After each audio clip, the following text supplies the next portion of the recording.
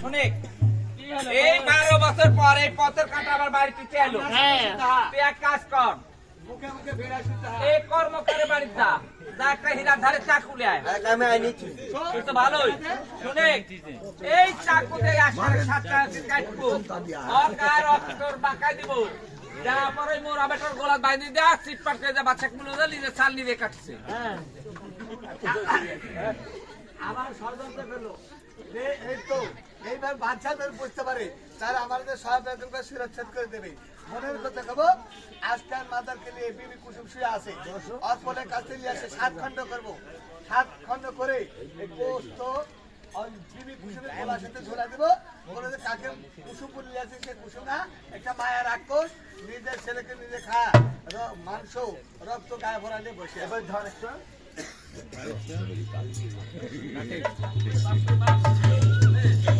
আসেন না, আসেন না।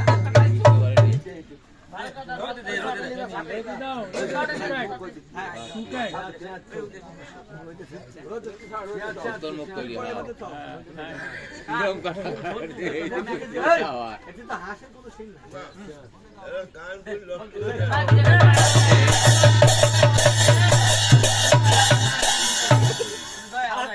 করলো বিবি কুসুমের কোলার সাথে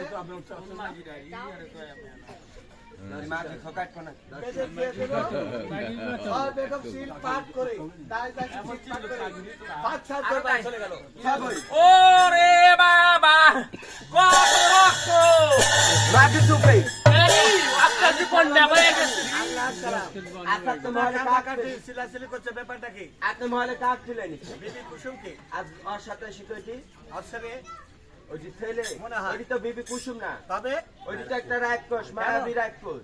তার নিজের সন্তানকে নিজে খায়, দেখেন তো গলার সাথে কিভাবে ঝুলা রেখেছে। এই কথা হ্যাঁ এই কথাই। আমাকে দেখাতে পারবে? হ্যাঁ দেখাতে দেখেন তো, পারবো না, দেখেন, চোখে দেখেন। দেখাসনি। হ্যাঁ দেখেন দেখেন, মনে হয় আমাকে খাবে মনে হয়।